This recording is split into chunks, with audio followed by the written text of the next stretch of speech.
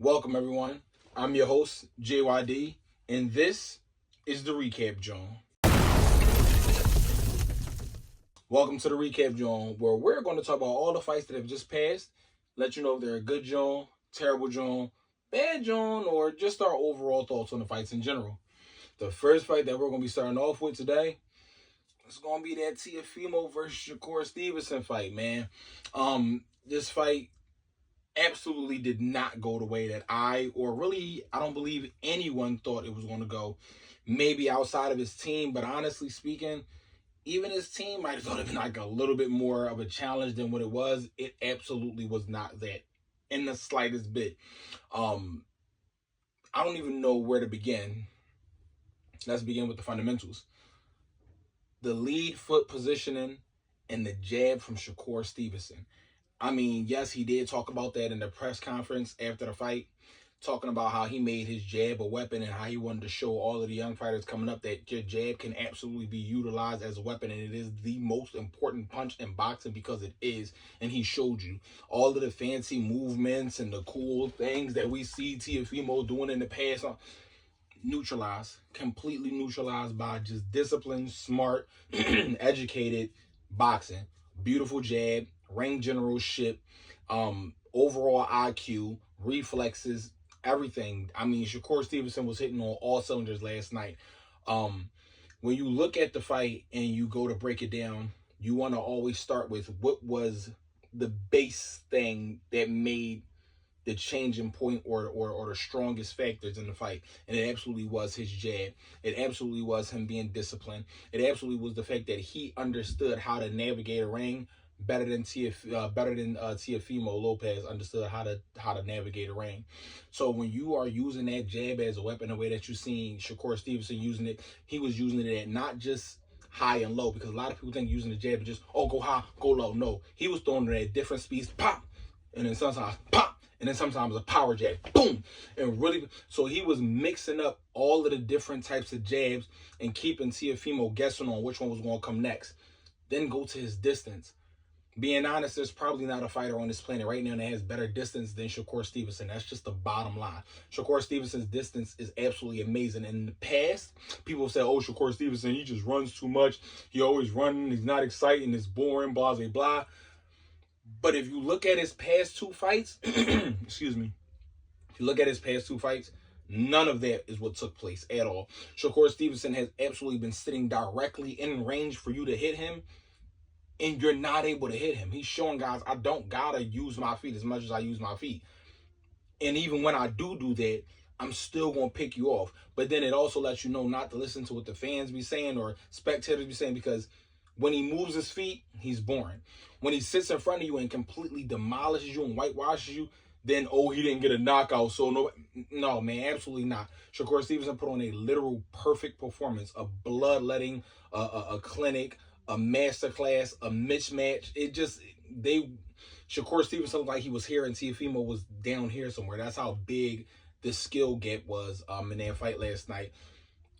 Shakur Stevenson's ring IQ is dangerous. His reflexes are like this. Snap sharp, razor sharp with his eyes. His reaction time is insane. His IQ is ridiculous. I'm being honest, I don't think that there's anybody last night from 140 on down that would have been able to do anything with Shakur Stevenson last night. He was that perfect. If you look at the punch stats, Shakur Stevenson landed, I believe, 44% of his punches, and Teofimo landed somewhere in between, I believe, maybe 13 or 14% of his shots. That sounds crazy. And you would think, going off of Shakur Stevenson's style that we've seen in the past, that, that just means Shakur Stevenson was just running around all the time. And no one expected Shakur Stevenson to take the center of the ring the way he did. He literally took the center of the ring against the fighter where everybody was saying, including myself, Shakur Stevenson is going to win his fights because he's going to control distance better. He's going to control the distance better than Teofimo, and that's what's going to win him the fight. And yes, he controlled the distance better, but he did not control the distance better in the way that I thought he was going to do. I thought he was going to be on his back foot more. Did I think he was going to sit in spots? Yes, but I thought he was going to be more so on the back foot. He commanded the center of the ring all night long.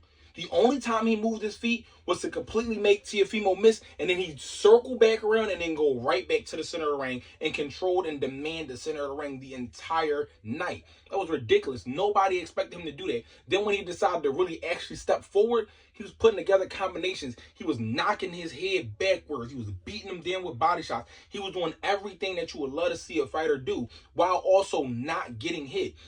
Hit, not get hit, and what? Be entertaining. Shakur Stevenson was hitting, he was not getting hit, and he was also entertaining last night. It was an absolute bloodletting, which then takes us to Teofimo Lopez.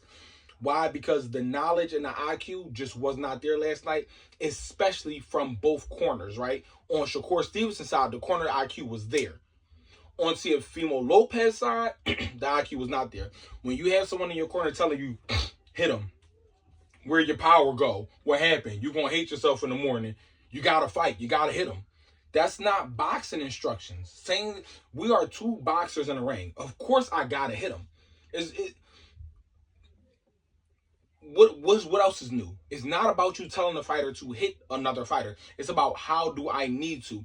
What do I need to do? Where do I need to place my shots? How do I need to, okay, we need to cut the gap down, cool. You need to move your head, pop, throw the jab, go low, offset, do feints, set traps, etc. There's so many different things there's so much different verbiage that can be used for you to tell a fighter, hey, this is how we need to control the ring. This is how we need to cut down the gap. This is how we need to make space. Whatever the adjustment is, we need to do that. But telling a fighter to go and hit another fighter, that's not boxing knowledge. That's not how you do that. So Teofimo's going out there. I believe at a point in time, a few of the commentators were saying, you know, like, how does Teofimo turn the tide on this fight and make it happen? And I was sitting at home with my wife and I said, I don't know. And not as in I don't know what he needs to do. I don't know if he's going to be able to even remotely be able to do it. Because Shakur is just that on fire tonight. He's that flawless. I don't know if there was anything that Teofimo could have done. Because the entire time the fight was going on, Shakur Stevenson was 5 steps ahead of Teofimo every single time. The only time Shakur Stevenson let off was in round 8. That was the only round that Teofimo won, when Shakur Stevenson took off round 8. I mean, when you doing but so much and you crushing a guy but so much, yeah, you need a little bit of a break in between. So he took the round 8 off and then won every other round after that. He won every other round before that and then every other round after that. Oh yeah, you know, Teofimo's picking up some rhythm in the 8th round. He had some luck. He needs to continue doing that. Shakur Stevenson said, I'm not even going to let him do that. I'm going to still go right back to control the distance, picking him off when Teofimo was trying to get his head off the line.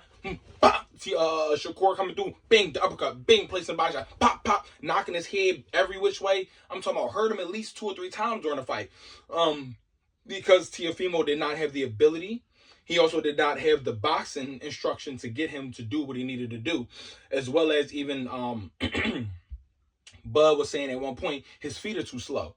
His feet absolutely looked far too slow for Shakur Stevenson last night. And maybe it was just because Shakur Stevenson was just that perfect and that flawless last night. But his feet looked absolutely slow compared to Shakur Stevenson. Shakur Stevenson, I don't see how anybody can see him now as a fighter and say he's boring, that you wouldn't want to fight him. I'm going to be honest, especially based off his last 2 performances, but really highlighting Teofimo's performance because Teofimo is that guy at 140. So basing it off of this performance right here, minus the fact that Shakur doesn't get knockouts, Shakur Stevenson just may very well be the most complete fighter on the face of the planet right now. And it's really, really hard to argue that. It's really, really hard to argue that. Shakur Stevenson's distance, his ability, his IQ, his rank generalship, his sharpness. I mean, I'm going to be honest with you. He's probably the most complete fighter on the face of the planet. And for everybody who say, oh, he can't punch at that, or he don't get knockouts, cool. But y'all, for the people that's in there with him, you better be lucky that he don't go for knockouts and don't head hunt. Because if he did, y'all would really be in trouble. Because I'm going to be honest, it wouldn't be much for y'all to be able, it wouldn't be much that y'all would be able to do with him. If he did so decide that you like, I'm going to really step on you now and get you out of here. The way this fight turned out overall, I'm not saying it was the exact same thing, but if you think about it, it's a little bit there. Mayweather and Diego Corrales. Nobody expected Mayweather to do what Diego Corrales did. I'm sorry. Nobody expected Mayweather to do what he did to Diego Corrales. Diego Corrales was the boogeyman at that time. Him and Floyd was like 1 and 2. They were there. That was not supposed to be a fight to go that way. Not at all. And Floyd completely just dismantled and demolished Diego Corrales. And one time for Diego Corrales, you know, he's no longer with us, so one time for him. But this is no knock on Diego Corrales. But this is just, I'm using this as a comparison to say, Teofimo was that guy at 40. Shakur came up to 40. And nobody expected it to look like this. If Shakur Stevenson would have stopped him, if Shakur Stevenson would have stopped Teofimo Lopez last night, this would have been very, very resemblant to Floyd Mayweather versus Diego Corrales. And I'm not necessarily saying that Teofimo is as feared as Corrales was at that time, because Diego Corrales was absolutely a boogeyman at the time. What I'm just saying is I saw a lot of glimpses and similarity in there because of because of Shakur Stevenson's fight style and how he fought Teofimo Lopez last night. The way he picked him off, the way he outboxed him and outpunched him, and outfought him in a lot of spots. The traps that was set, everything. He completely it was a one-sided mismatch bloodletting clinic. So I'm not saying they're the exact same thing, but there was absolutely glimpses of that. And yeah, man, hats off to Shakur Stevenson. Hats off to his team. You know, this was not how I expected that fight to go, but let me know what you guys think down in the comments below. Like, share, follow, subscribe. Thank you guys for tuning in. Until next time, this has been the recap, JAWN. Shakur Stevenson's performance. Perfect, JAWN. See you guys next time.